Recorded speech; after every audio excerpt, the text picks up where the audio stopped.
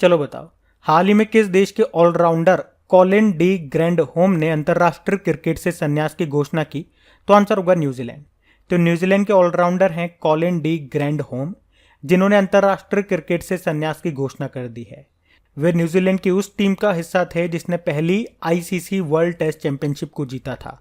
आप जानते हो, अभी इंग्लैंड के ऑलराउंडर बेन स्टोक्स ने वनडे इंटरनेशनल से संन्यास ले लिया। अभी आयरलैंड के ऑलराउंडर केविन ओ ब्रायन ने भी अंतर्राष्ट्रीय क्रिकेट से संन्यास ले लिया। और तमीम इकबाल का नाम भी याद रखना, T20 इंटरनेशनल से संन्यास ले लिया। ये T20 इंटरनेशनल में शतक लगाने वाले बांग्लादेश के एकमात्र बल्लेबाज हैं, ध्यान रखना। बढ़ते आगे। फिर बताओ, अभी किस भारतीय स्प्रिंटर ने 100 मीटर रेस में एक नया राष्ट्रीय रिकॉर्ड बनाया? तो आंसर होगा अमलान बोर्गोहेन। तो भारतीय स्प्रिंटर हैं अमलान बोर्गोहेन।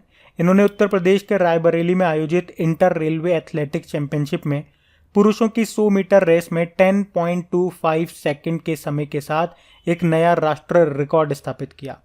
ये असम के रहने वाले हैं। और धनलक्ष्मी के बारे में आप जानते हो? स्प्रिंटर हैं ये, पूरा नाम है शेखर धनलक्ष्मी। अभी 200 मीटर की दौड़ में तीसरी सबसे तेज भारतीय महिला धावक बनी थी ये। और भगवानी देवी, 94 ईयर की उम्र है इनकी। अभी फिनलैंड में 100 मीटर स्प्रिंट इवेंट में गोल्ड जीता था इन्होंने। इनका नाम भी याद रखना। बढ़ते आगे। फिर बताओ, हाल ही में विश्व जूनियर तैराकी चैंपियनशिप के फाइनल में पहुंचने वाली पहली भारतीय महिला कौन बन गई? तो आंसर होगा अपेक्षा फर्नांडिस। तो अभी 31 अगस्त 2022 को अपेक्षा फर्नांडिस ये वर्ल्ड जूनियर स्विमिंग चैंपियनशिप के फाइनल में पहुंचने वाली पहली भारतीय महिला बन गई है। वे 200 मीटर महिला वर्ग की स्पर्धा में 8वें स्थान पर रही। और ये अभी 8वीं विश्व जूनियर तैराकी चैंपियनशिप ये अभी कहाँ पे हुई थी? लीमा, पेरू में हुई थी। 30 अगस्त को शुरू हुई, जो 4 सितंबर 2022 तक चली। और इसी तरह से एक भारतीय तैराक है साजन प्रकाश। अभी दानिश ओपन स्विमिंग में गोल्ड जीता था इन्होंने पुरुषों की 200 मीटर बटरफ्लाई में। इनका प्रश्न अभी किसी एक एग्जाम में भी पूछा गया था। यही प्रश्न था दानिश ओपन स्विमिंग वाला। और मिहिर सेन आप जानते ही हो, इंग्लिश चैनल को पार करने वाले पहले भारतीय बने थे। और इंग्लिश चैनल को पार करने वाली पहली भारतीय महिला कौन बनी थी? आरती साहा। अभी एम्मा मैक्योन का बात करें तो ऑस्ट्रेलिया की तैराक हैं ये। और कॉमनवेल्थ गेम्स 2022 में 56 देशों से ज्यादा मेडल जीते थे इन्होंने। कितने? एक तो ब्रॉन्ज, एक सिल्वर और एक 6 गोल्ड। 8 मेडल तो इन्होंने अकेले नहीं जीत लिए थे। और आप जानते हो कॉमनवेल्थ गेम्स 2022 में टॉप पे ऑस्ट्रेलिया ही था, भारत 4थे स्थान पे था। इसका तो एक डेडिकेटेड वीडियो भी हमने बना दिया, अगर अभी तक किसी ने नहीं देखा तो देख लेना और क्विज भी लगा लेना आपकी क्रैक एग्जाम एप्लीकेशन पे जाके। बढ़ते हैं आगे। अच्छा बताओ, अभी किसने डच फार्मूला 1 ग्रैंड प्री को जीत लिया है? तो आंसर होगा मैक्स वर्स्टपन ने। रेड बुल के फार्मूला 1 ड्राइवर है मैक्स वर्स्टपन, जिन्होंने अभी Dutch Formula 1 grand prix race को जीत लिया है। क्या आप याद रखना। बढ़ते आगे। फिर बताओ, अभी किस राज्य में 68th नंबर की नेहरू ट्रॉफी बोट रेस का आयोजन किया गया? तो आंसर होगा केरल में। तो अभी 68वीं नेहरू ट्रॉफी बोट रेस है ये, जो कहाँ पे हुई? केरल में। केरल के अल्लापुजा जिले में पुन्नमदा झील में इसका आयोजन हुआ। केरल में आपको पता है ओणम फेस्टिवल का आयोजन होता है और उसी समय इस बोट रेस का आयोजन भी किया जाता है। इस बार ये इसका 68th नंबर का संस्करण है। और इस बार की रेस को किसने जीता? पल्ला थुरुथी बोट क्लब के महादेवी कड्डू कट्टिल टेकटिल बोट ने इसको जीत लिया। तो इतना अजीब नाम है थोड़ा सा, ये याद नहीं रखना आप। तो ये याद रखना, आयोजन कहाँ पे होता है नेहरू बोट रेस का? केरल में होता है। किस जिले में? अल्लापुजा में। और झील का नाम याद रखना, पुन्नमदा झील। बढ़ते आगे। फिर बताओ, अभी सितंबर 2022 को डायमंड लीग फाइनल का खिताब जीतने वाले पहले भारतीय कौन बने? नीरज चोपड़ा। तो Olympic gold medalist javelin thrower है नीरज चोपड़ा, जो भी डायमंड लीग फाइनल का खिताब जीतने वाले पहले भारतीय बन गए। वे अपने दूसरे प्रयास में 88.44 मीटर के थ्रो के साथ टॉप पर पहुंचे, जो उनके करियर का सर्वश्रेष्ठ प्रदर्शन था। इनके सम्मान में हम भाला फेंक दिवस मनाते हैं। बताओ कब मनाते हैं वो दिन? बढ़ते आगे। अच्छा बताओ, हाल ही में बीसीसीआई के अंतर्राष्ट्रीय और घरेलू मैचों के लिए टाइटल स्पॉन्सर कौन बन गया है? तो आंसर होगा मास्टर कार्ड। तो बीसीसीआई के स्वदेश में होने वाले सभी अंतर्राष्ट्रीय मुकाबलों और घरेलू प्रतियोगिताओं का टाइटल स्पॉन्सर बन गया है मास्टर कार्ड। और इसने किसकी जगह ली? पेटीएम की। तो तो अब मास्टर कार्ड भारत में होने वाले सभी अंतर्राष्ट्रीय मैच, चाहे महिलाओं के हो गए चाहे पुरुषों के हो गए, उनके लिए टाइटल स्पॉन्सर होगा। मास्टर कार्ड का हेडक्वार्टर अमेरिका में है और इसके सीईओ माइकल माइबेक है। आप जानते हो टाटा ग्रुप ये 2022 और 2023 के लिए आईपीएल का टाइटल स्पॉन्सर बना था और अभी जो 2022 के फीफा वर्ल्ड कप होंगे कतर दोहा में, उसका ऑफिशियल स्पॉन्सर बना है बाईजूस। ये आप याद रखना। बाकी बीसीसीआई के सचिव जय शाह हैं और अध्यक्ष कौन है? सौरव गांगुली है। बढ़ते आगे। बड़ा इंपॉर्टेंट प्रश्न है कि अभी यूएस ओपन 2022 में पुरुष एकल मेन सिंगल का टाइटल किसने जीता? तो आंसर होगा अलकराज गार्सिया ने। तो ये स्पेनिश टेनिस प्लेयर हैं अलकराज गार्सिया, जिन्होंने सी रूड को हरा करके अपना पहला ग्रैंड स्लैम जीत लिया है। पहली बार इनका नाम आपने सुना होगा क्योंकि पहली बार इन्होंने कोई ग्रैंड स्लैम जीता है और इस तरह से अब वे 19 साल की उम्र में दुनिया के नंबर 1 पर पहुंचने वाले सबसे कम उम्र के खिलाड़ी बन गए हैं। क्या नाम है? Alcaraz Garcia. अब आपके मन में आएगा, चलो ये तो आपने बता दिया कि यूएस ओपन 2022 में मेन सिंगल टाइटल जीता है अलकराज गार्सिया ने। ये भी तो बताओ वुमेन सिंगल टाइटल किसने जीता? तो वुमेन सिंगल टाइटल किसने जीता वो मैं आपको आगे बताऊंगा। अगर आपको आता है तो कमेंट बॉक्स में टाइप करके बताओ। मैं इतना सा आपको बता दूं कि उनका नाम आपने पहले भी सुना है। आपको याद हो तो फ्रेंच ओपन जिस महिला ने जीता था वही ये वाला खिताब भी जीत लिया है। हिंट मैंने आपको दे दिया, आप ट्राई करो आंसर करने की। बाकी हम कुछ इंपॉर्टेंट पॉइंट रिवाइज करते हैं। अभी आपको पता है साल में 4 ग्रैंड स्लैम होते हैं, Australian open, French open, Wimbledon open और ये यूएस ओपन। तो यहां हम देख लेते हैं कि उसमें मेन सिंगल का टाइटल किस किसने जीता। तो देखो ऑस्ट्रेलियन ओपन में राफेल नडाल विजेता रहे, वो स्पेन के हैं। फ्रेंच ओपन में राफेल नडाल ही जीते थे। राफेल नडाल को याद रखना किंग ऑफ क्ले कोर्ट भी कहा जाता है। फिर हुआ था विंबलडन ओपन, उसमें मेन सिंगल टाइटल नोवाक जोकोविच ने जीता था। नोवाक जोकोविच ये सर्बिया के हैं। और अभी हमने देखा यूएस ओपन, ये जीता है अलकराज गार्सिया ने, ये भी स्पेन से है। बाकी वुमेन सिंगल टाइटल के बारे में हम आगे प्रश्न पढ़ेंगे, वहां पे मैं आपको रिवाइज कराऊंगा। साथ में एक और स्टैटिक प्रश्न बन जाता है यहां से, वो भी देख लो। हमने कहा 4 ग्रैंड स्लैम होते हैं ना, Australian open, French open, Wimbledon open और यूएस ओपन। कई बार पूछ लिया जाता है कि कौन सा ग्रैंड स्लैम किस कोर्ट पे खेला जाता है। तो ऑस्ट्रेलियन ओपन और यूएस ओपन तो होता है हार्ड कोर्ट पे, फ्रेंच ओपन होता है क्ले कोर्ट पे और विंबलडन होता है ग्रास कोर्ट पे। ये भी आप याद रखना। बढ़ते आगे। चलो बताओ अभी हाल ही में एशिया कप 2022 का फाइनल किसने जीता? तो आंसर होगा श्रीलंका। तो श्रीलंका की टीम 6ठी बार एशिया कप चैंपियन बन गई है और इस बार श्रीलंका ने किसको हराया? पाकिस्तान को हराया। तो श्रीलंका के जो ऑलराउंडर हैं वानिंदु हसरंगा, उनको प्लेयर ऑफ द सीरीज चुना गया और भानुका राजपक्षे को प्लेयर ऑफ द मैच चुना गया। इस बार ये एशिया कप 2022 का कौन सा संस्करण था? 15वां संस्करण था, जो कि यूनाइटेड अरब अमीरात में हुआ। पहले ये श्रीलंका में होने वाला था लेकिन हुआ यूनाइटेड अरब अमीरात में। और आपको ये भी बता दूं कि एशिया कप को अभी तक किसने सबसे ज्यादा बार जीता है? तो भारत ने, और वो भी कितनी बार? 7 बार जीता है। लेकिन अब आप देख सकते हो श्रीलंका एक कदम ही हमसे पीछे है बस। अच्छा मुझे बताओ अभी 2022 का वुमेन्स क्रिकेट वर्ल्ड कप ये जो न्यूजीलैंड में हुआ था, किसने जीता था? ऑस्ट्रेलिया ने जीता था इंग्लैंड को हरा के। और अंडर 19 वर्ल्ड कप 2022 ये जीता था इंडिया ने इंग्लैंड को हरा करके। अच्छा चलो ये बताओ अभी 2022 में जो आईपीएल हुए थे, जो इसका 15वां संस्करण था, वो किसने जीता? तो गुजरात टाइटन ने। गुजरात टाइटन ये एक नई टीम है, मतलब इस बार टोटल 10 टीमें खेली जिसमें से 2 नई टीमें थी, एक तो अहमदाबाद टीम और एक लखनऊ टीम। अहमदाबाद टीम का ही नाम है गुजरात टाइटन, जिसके कप्तान थे हार्दिक पांड्या, और लखनऊ टीम इसका नाम बन गया था लखनऊ सुपर जायंट्स, जिसके कप्तान थे केएल राहुल। ये भी आप ध्यान रखना। बढ़ते आगे।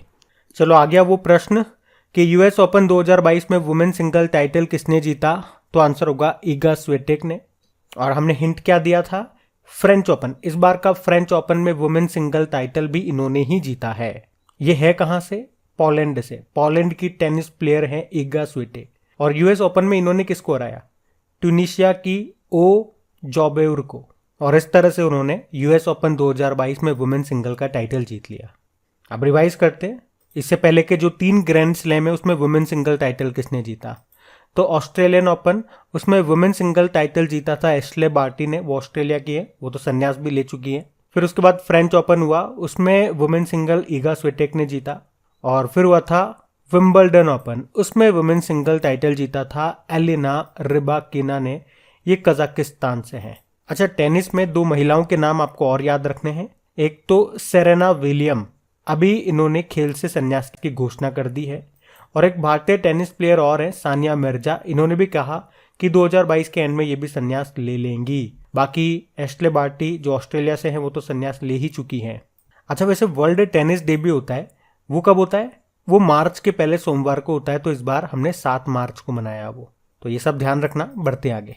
चलो बताओ, अभी हाल ही में किसने इतालवी फॉर्मूला 1 ग्रैंड प्रिक्स जीत ली है? तो आंसर होगा मैक्स वर्स्टपन। रेड बुल के ड्राइवर है मैक्स वर्स्टपन। वैसे भी अब इनका नाम तो आपको याद हो ही गया होगा, और ये किस कार कंपनी के ड्राइवर है ये भी, क्योंकि इस बार सबसे ज्यादा रेसेस इन्होंने ही जीती है। अभी तो ये इतालवी फॉर्मूला 1 ग्रैंड प्री रेस जीत ली, और ये इतालवी वाली इनकी पहली ग्रैंड प्री रेस है, मतलब पहली बार इस रेस को जीता है इन्होंने। चलो बताओ, अभी हाल ही में आईसीसी ने किसे अगस्त महीने के लिए men's player of the month चुना है? तो आंसर होगा सिकंदर रजा को। जिम्बाब्वे के हैं ये सिकंदर रजा, जिनको अभी आईसीसी ने अगस्त महीने के लिए ICC player of the month चुना है। आप पूछोगे women's player of the month किसे चुना गया अगस्त के लिए?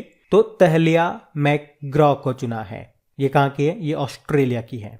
आईसीसी का हेडक्वार्टर आप जरूर याद रखना, यूनाइटेड अरब अमीरात के दुबई में है, और यहाँ के चेयरमैन है ग्रेग बार्कले। बढ़ते आगे। बताओ, अभी सितंबर 2022 में किस देश ने south Asian Football Federation under 17 championship का खिताब जीता? तो आंसर होगा भारत। तो south Asian Football Federation under 17 championship, पहला पॉइंट तो याद रखो, ये हुई कहाँ पे? कोलंबो, श्रीलंका में। जिसको किसने जीता? भारत ने। किसे हराया? नेपाल को। ये इसका 7वां संस्करण था, और इसमें भारत के जो कप्तान हैं वनलालपेका गुइटे, उनको टूर्नामेंट का सबसे मूल्यवान खिलाड़ी चुना गया, जबकि गोलकीपर रहे साहिल को सर्वश्रेष्ठ गोलकीपर चुना गया। आप जानते हो, अभी 2021-22 सीजन के लिए South Asian Football Federation men's footballer of the year किसे चुना गया? सुनील छेत्री को। और women's footballer of the year चुना गया मनीषा कल्याण को। और FIFA under 17 women's World Cup 2022 का आयोजन ये कहाँ पे? भारत में। ध्यान रखना ये सब। बढ़ते आगे। चलो बताओ, अभी हाल ही में राचेल हैंस ने संन्यास की घोषणा कर दी, ये किस देश की प्लेयर है? तो आंसर होगा ऑस्ट्रेलिया। ऑस्ट्रेलिया की महिला क्रिकेटर है राचेल हैंस। अभी इन्होंने अंतर्राष्ट्रीय क्रिकेट से संन्यास की घोषणा कर दी है। इन्होंने 2009 में डेब्यू किया था, और तीनों फॉर्मेट में 150 से ज्यादा अंतर्राष्ट्रीय मैचेस खेल चुकी हैं ये, और ऑस्ट्रेलिया के साथ 6 वैश्विक खिताब भी ये जीत चुकी हैं। राचेल हैंस, याद रखना, ऑस्ट्रेलिया की है। अभी ऑस्ट्रेलिया के कप्तान एरोन फिंच ने भी वनडे इंटरनेशनल से संन्यास ले लिया था। उसी तरह से इंग्लैंड के इयॉन मॉर्गन ने इंटरनेशनल क्रिकेट से संन्यास ले लिया।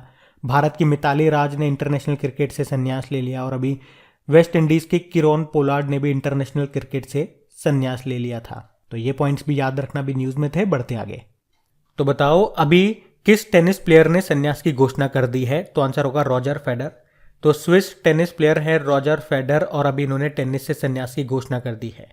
तो 20 बार के ग्रैंड स्लैम चैंपियन रहे रॉजर फेडर। अभी इन्होंने इस साल लंदन में जो लेबर कप होंगे उसके बाद संन्यास लेने की घोषणा कर दी है।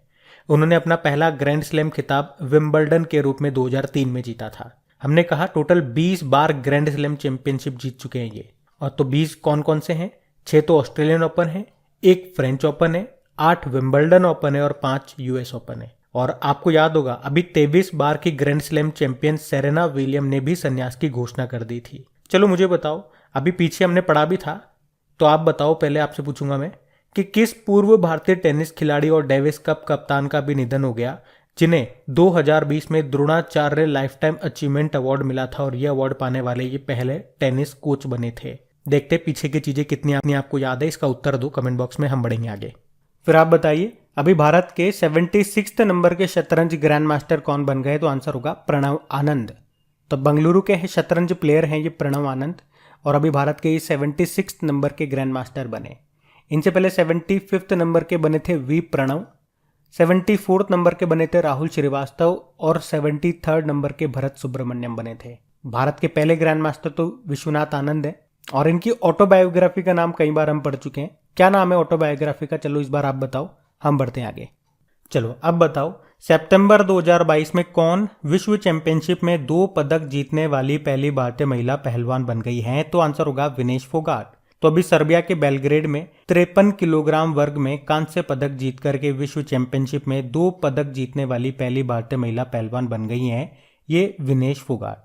अभी उन्होंने स्वीडन की एम्मा माल मकग्रेन को हराया है और इस तरह से ये इस चैंपियनशिप में उनका दूसरा ब्रोंज मेडल है। इससे पहले उन्होंने 2019 में कजाकिस्तान के नूर सुल्तान में जो चैंपियनशिप हुई थी उसमें ब्रोंज जीता था।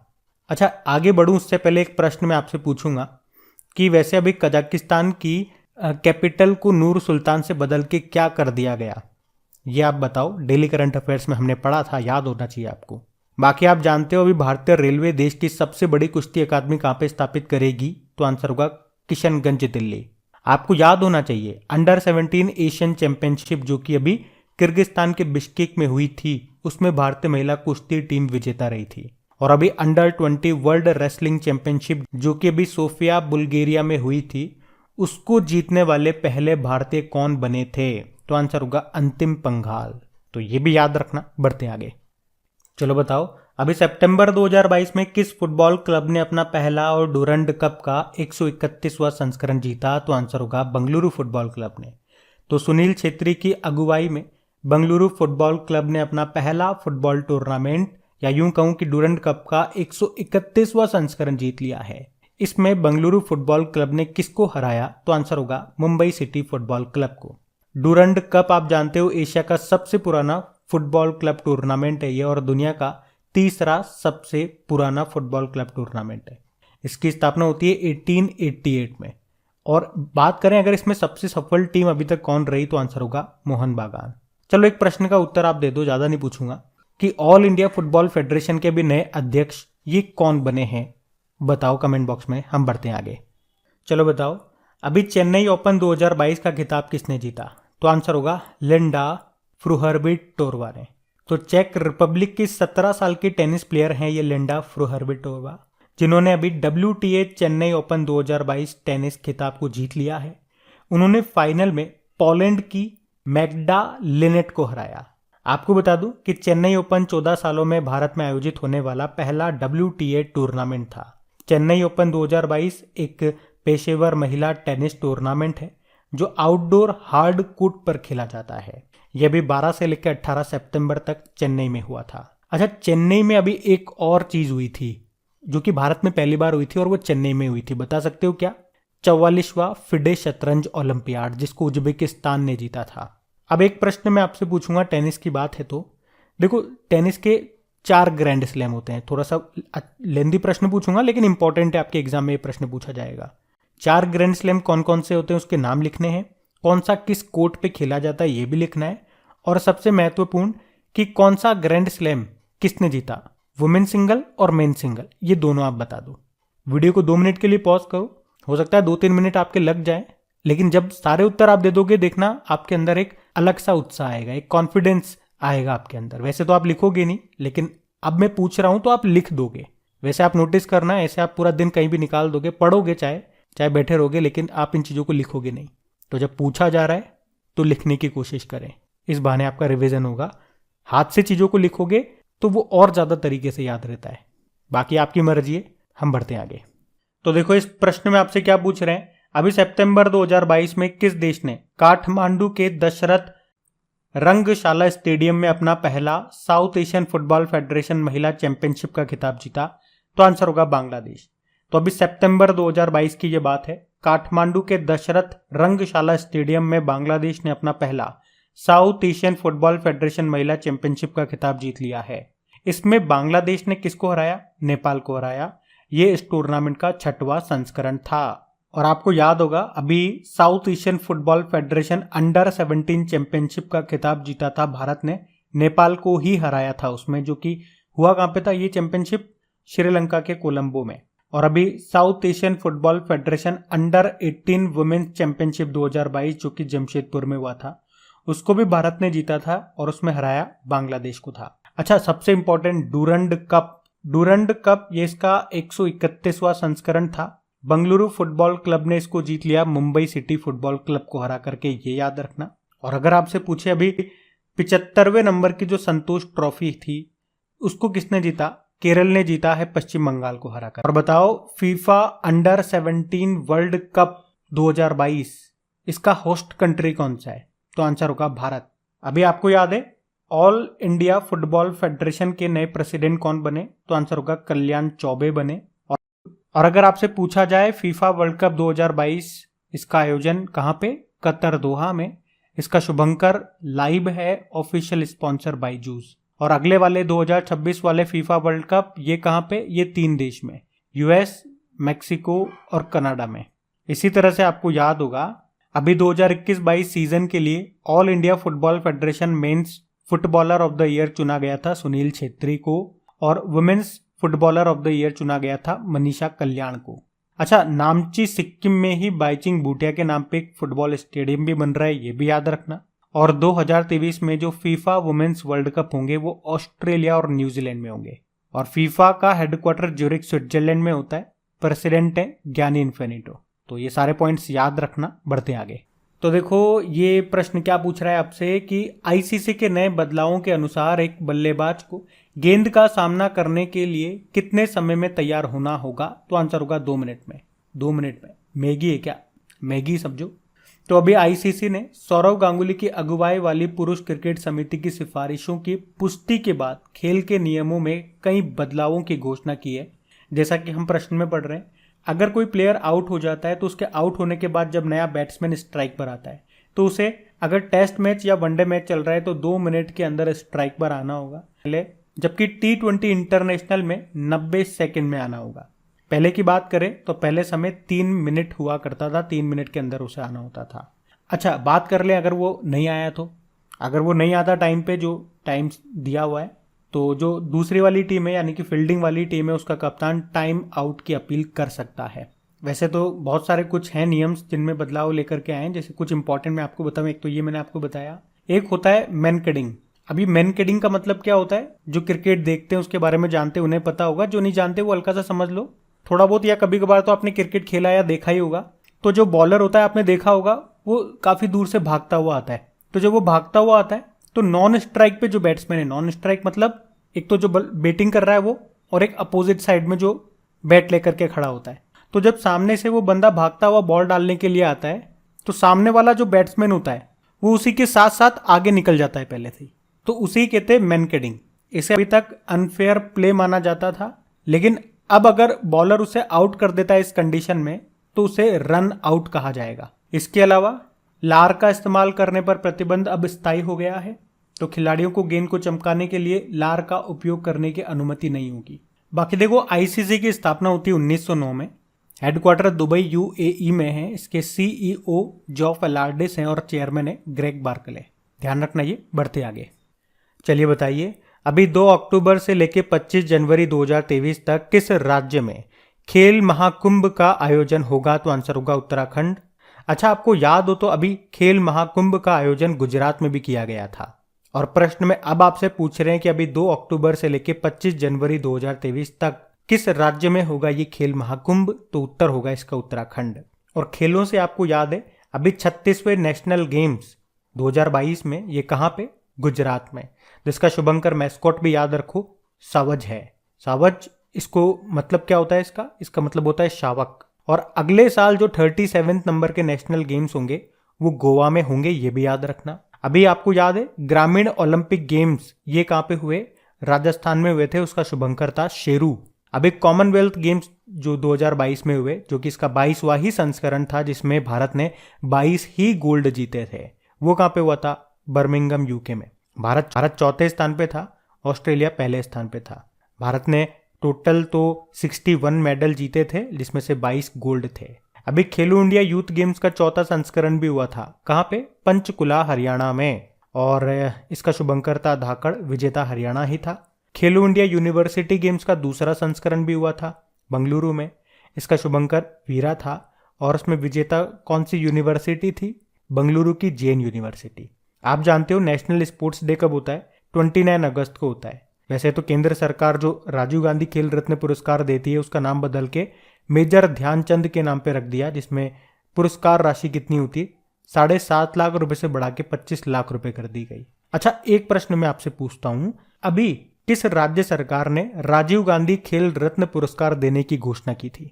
तो इसका उत्तर आप लोग दीजिए, हम बढ़ते हैं आगे। चलो फिर बताओ, अभी सितंबर 2022 में लेवर कप किस शहर में आयोजित किया गया था? तो आंसर होगा लंदन में। और अगर आपसे पूछा जाए कि इसको किसने जीता, तो टीम वर्ल्ड ने इसको जीता है। किसको हरा करके? टीम यूरोप को हरा करके। और टीम वर्ल्ड ने पहली बार लेवर कप को जीता है। देखो, लेवर कप का संबंध किससे है, यह प्रश्न पूछा जाएगा तो आंसर करना टेनिस से। तो टीम वर्ल्ड के फ्रांसिस टियाफोए और फेलिक्स ऑगर ने प्रतियोगिता जीतने के लिए टीम यूरोप के स्टेफानोस सिसिपास और नोवाक जोकोविच को हराया। लेवर कप ये टीम यूरोप और टीम वर्ल्ड के बीच में एक अंतर्राष्ट्रीय इंडोर हार्ड कोर्ट प्रतियोगिता है। इसमें यूरोप के अलावा सभी महाद्वीप के खिलाड़ी टीम वर्ल्ड का प्रतिनिधित्व करते हैं। और बात करें ये इस बार कौन सा संस्करण है, इसका 5वां संस्करण है। टेनिस से आपको याद आएगा, अभी रॉजर फेडरर ने कहा था कि लेवर कप के बाद वो संन्यास ले लेंगे। सेरेना विलियम्स ने अभी संन्यास ले लिया। एशले बार्टी ने इस साल के स्टार्टिंग में संन्यास ले लिया था। और भारतीय टेनिस प्लेयर है सानिया मिर्जा, उन्होंने कहा था इस साल के एंड में वो संन्यास ले लेंगी। अब टेनिस की बात है तो आपको बताएं, साल में 4 ग्रैंड स्लैम होते हैं जो अभी हो चुके हैं। कौन कौन से? Australian open, French open, Wimbledon open और यूएस ओपन। यहां से प्रश्न इंपॉर्टेंट बनते हैं आपके एग्जाम में। तो एक बार हम देखते हैं कि कौन कौन सा grand slam women single title और मेन सिंगल टाइटल ये किस किसने जीता। तो देखो, ऑस्ट्रेलियन ओपन में मेन सिंगल टाइटल जीता था राफेल नडाल ने। राफेल नडाल कहाँ से हैं? ये स्पेन से हैं। और वुमेन सिंगल टाइटल ये एशले बार्टी ने जीता था, वो ऑस्ट्रेलिया की संन्यास ले लिया हमने कहा। फिर हुआ था फ्रेंच ओपन। फ्रेंच ओपन को रोलैंड गैरोस के नाम से भी जाना जाता है। इसमें men single title Rafael Nadal ने ही जीता था, ये स्पेन के आपको पता है। याद रखना, किंग ऑफ क्ले कोर्ट इनको कहा जाता है। इसमें वुमेन सिंगल टाइटल ईगा स्विटेक ने जीता, ये पोलैंड की है। और विंबलडन ओपन की बात करें तो इसमें मेन सिंगल टाइटल नोवाक जोकोविच ने जीता, वो सर्बिया के हैं। और वुमेन सिंगल टाइटल जीता एलेना रिबाकिना ने, ये कजाकिस्तान की है। फिर हुआ यूएस ओपन। यूएस ओपन में मेन सिंगल, अच्छा चलो एक काम करते हैं, ये आपके लिए होमवर्क प्रश्न रखते हैं। आपको बताना है इसका मेन सिंगल और वुमेन सिंगल किसने जीता। बाकी टेनिस के लिए एक डे भी होता है, वर्ल्ड टेनिस डे, वो 7 मार्च को मनाते हैं। एक्चुअली में मार्च के पहले सोमवार को मनाते हैं, तो इस बार हमने 7 मार्च को मनाया। साथ में स्टैटिक प्रश्न भी याद रखो, यहाँ से बन जाता है कभी कभार कि कौन सा ग्रैंड स्लैम किस कोर्ट पे खेला जाता है। तो ऑस्ट्रेलियन ओपन और यूएस ओपन ये तो हार्ड कोर्ट पे होता है। फ्रेंच ओपन आपका क्ले कोर्ट पे होता है और विंबलडन ओपन ग्रास कोर्ट पे होता है। ये सारे पॉइंट्स आप याद रखना। बढ़ते हैं। चलो अब बताओ, सितंबर 2022 में किस भारतीय महिला क्रिकेटर ने संन्यास ले लिया? तो आंसर होगा झूलन गोस्वामी। तो इंडियन वुमेन क्रिकेट टीम की प्लेयर हैं ये झूलन गोस्वामी। अभी इन्होंने इंटरनेशनल क्रिकेट से संन्यास ले लिया। इन्हें चकदा एक्सप्रेस के नाम से जाना जाता है। तो झूलन गोस्वामी ये चकदा एक्सप्रेस के नाम से मशहूर हैं। झूलन गोस्वामी ये दुनिया की सबसे तेज गेंदबाज और सबसे ज्यादा विकेट लेने वाली गेंदबाज है। इनके नाम वुमेन्स वर्ल्ड कप में सबसे ज्यादा विकेट लेने का रिकॉर्ड भी है, लेकिन अभी इन्होंने संन्यास ले लिया। इसी तरह से आपको याद होगा कुछ समय पहले रुमेली धर ने और मिताली राज, इन्होंने इंटरनेशनल क्रिकेट से संन्यास लिया था। अच्छा, झूलन गोस्वामी से याद रखना, वनडे क्रिकेट में 250 विकेट लेने वाली ये दुनिया की पहली महिला क्रिकेटर बनी थी। आपको एक ऑस्ट्रेलिया की पूर्व क्रिकेटर का नाम याद होगा, लिसा स्टालेकर। अभी इनका नाम न्यूज में क्यों था? क्योंकि federation of international cricketers association की पहली महिला अध्यक्ष बनी थी ये, तो उनका नाम भी याद रखना। अच्छा, एक प्रश्न मैं आपसे पूछता हूं, इस साल जो आपके वुमेन्स वर्ल्ड कप हुए थे न्यूजीलैंड में, आपको बताना है उसे किसने जीता, किसको हरा करके जीता। वैसे आप सबको पता होगा, लेकिन नहीं पता तो मैं आपको हिंट दे देता हूं। हिंट से क्या होगा, चीजों को आप कोरिलेट कर पाओगे बड़ी आसानी से। जैसे कि मैंने हिंट दिया आपको, इस बार का जो कॉमनवेल्थ गेम्स था 2022 वाला, जो कि 22वां संस्करण था, जिसमें हमने 22 गोल्ड जीते थे। भारत तो चौथे स्थान पे रहा था, उसमें जो पहले स्थान पे रहा था ना, वही देश आईसीसी वुमेन्स वर्ल्ड कप में भी पहले स्थान पे रहा, यानी कि वो विनर रहा था। बताओ, अब हम बढ़ते आगे। फिर आपको बताना है अभी सितंबर 2022 में दलीप ट्रॉफी का खिताब किसने जीता? तो आंसर होगा वेस्ट जोन ने। पहली बात करते हैं कि दलीप ट्रॉफी 2022 का आयोजन ये कहां पे किया गया? तो आंसर होगा कोयम्बटूर में। किसने जीता? अजिंक्य रहाणे के नेतृत्व वाले वेस्ट जोन ने जीता है। किसको हराया? साउथ जोन को हराया। और इसमें यशस्वी जायसवाल ने दोहरा शतक बनाने के लिए प्लेयर ऑफ द मैच का पुरस्कार जीता है। वहीं जयदेव उनादकट ने प्लेयर ऑफ द सीरीज का खिताब अपने नाम किया।